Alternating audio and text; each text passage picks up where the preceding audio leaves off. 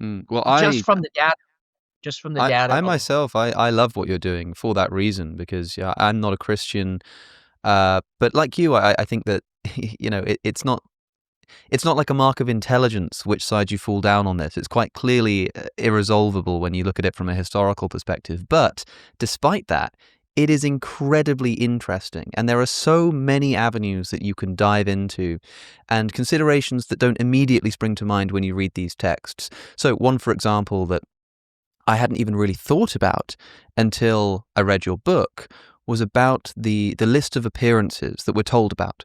We're told that Jesus appears to Peter. We're told that he appears to the 12. We're told, in a few narrative cases, we're told about the road to Emmaus, doubting Thomas. And what struck me is when you pointed out that Peter, who is the most important of the apostles of Jesus, or at least of the original 12 disciples, and presumably will have had one of the most important, maybe even one of the first visions of Jesus. Every time the appearance to Peter is mentioned, it's just kind of brushed over.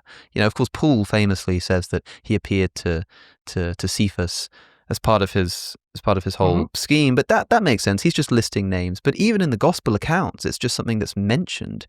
And interestingly as well, at the end of Mark's gospel, the short ending, before you have the stuff that was added on later, you have this instruction to go and tell Peter and the disciples. Whereas when it gets to Matthew's gospel, the angel says, go and tell the disciples. It doesn't specify Peter.